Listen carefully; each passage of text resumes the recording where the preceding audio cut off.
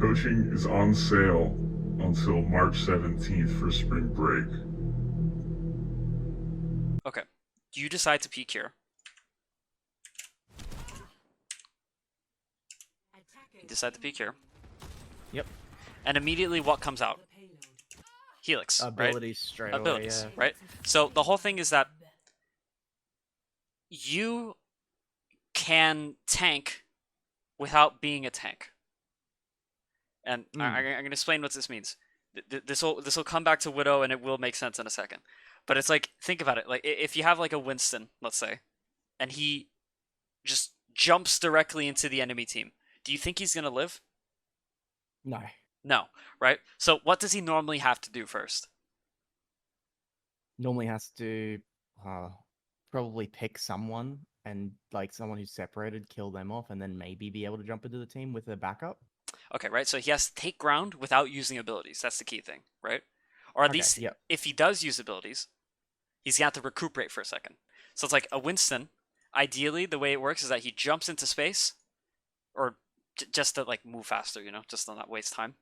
And then he'll Yeah. walk, he'll play cover, he might poke a little bit, he's like on high ground, on an angle, and then once he gets in behind, then he'll drop, fire, fire, fire, bubble, and then if anything, he'll jump out. Or if there's a target that's killable, right? Maybe somebody splits off, maybe an enemy, maybe somebody on your team gets a shot, and then like it ends up hurting them. Winston can use his jump to punish that, right? You can do that up here as well. But the key thing is that you have to use abilities to get the space that you want, right? But this is the thing. Is the Winston engaging when he goes like this? Is he engaging exactly? The first jump, no. No. He's just moving forward to get a position, I guess. Yeah, he's and push getting that, position. like boundary forward. So what is his intent? Is his intent to get a kill?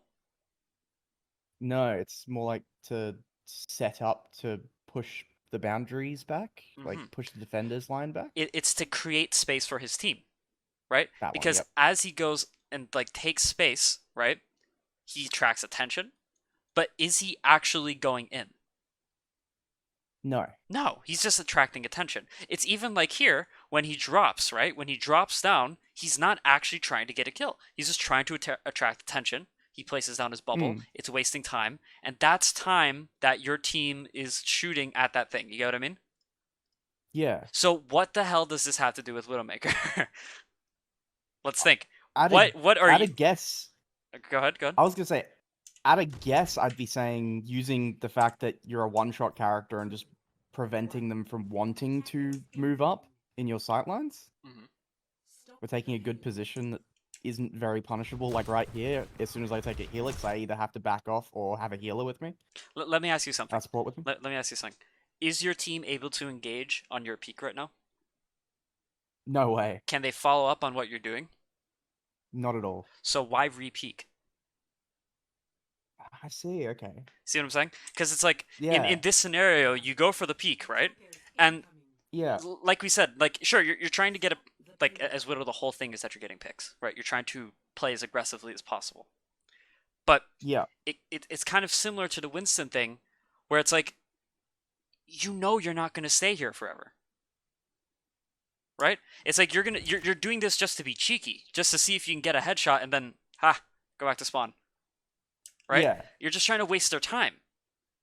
Right? But then once you repeat while this, we've got the time to do that. Exactly, right? And it's because you're a defender, you can do this. You have the ability to do this. But once you've exposed yourself here, you're probably not going to get this shot. Because you can just see the way that like the enemy starts moving once you start shooting at them, especially when you start whiffing. They start moving around erratically. They start looking to cover, as you said, right? The stairs. It becomes harder. Right? And then they immediately start pressuring you, and you're going to see that when you go up here, what happens? Immediate pressure again. Pressure. They're down one, so what's your advantage? Oh, the player advantage in the tank. Right? The numbers, right? That you have a numbers advantage over them. So whenever you have an advantage, you want to enforce it. But you don't want to feed.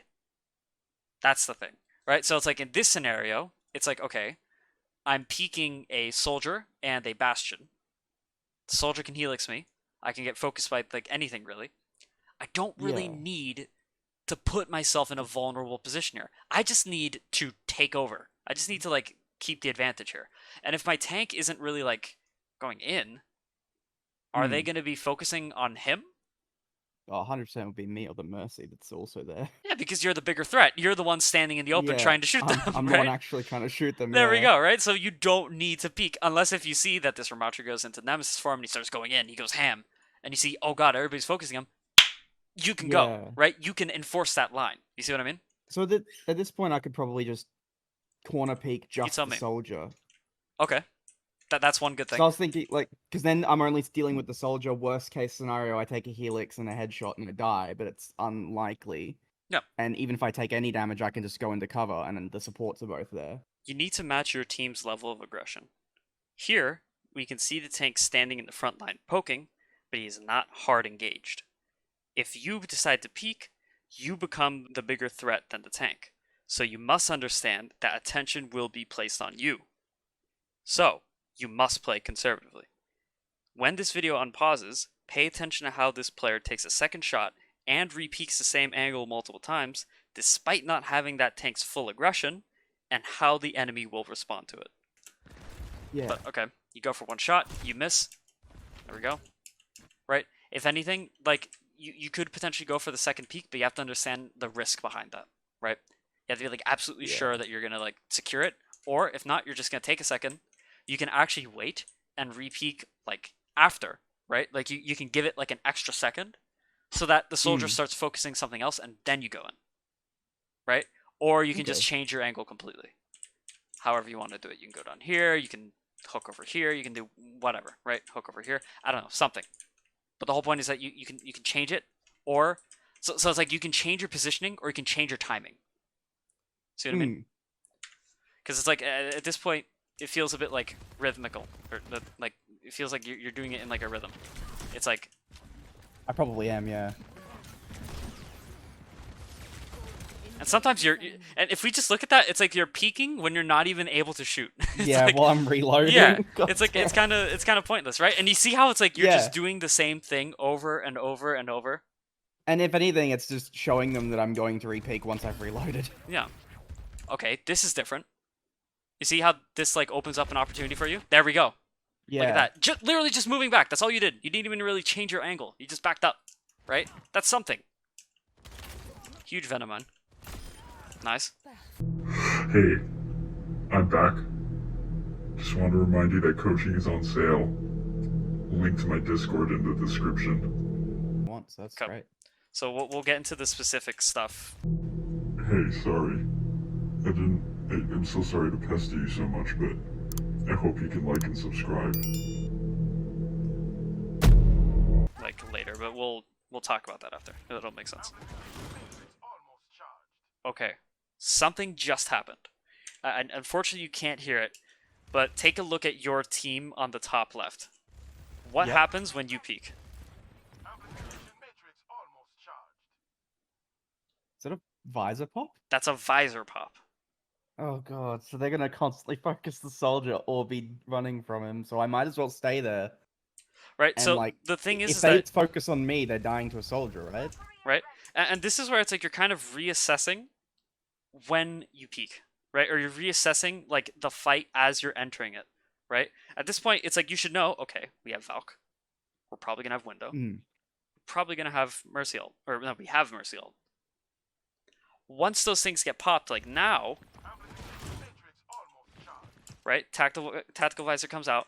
Wouldn't it be nice for you to start peeking now? Because look. Yeah. Look at what they're doing. Are they looking up anywhere where you were? No, they're all focusing on where the sound came from. This is when you peek. There we go. Look at that.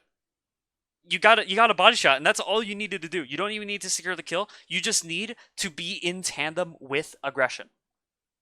The aggression on your team will inherently secure that kill. All you need to do is just tag them. If you get the headshot, great, brilliant. You're on the kill feed. But it's like, you just don't need to. There we go. and everything just kind of collapses because it's like you're just time. Do you see how easy these shots are?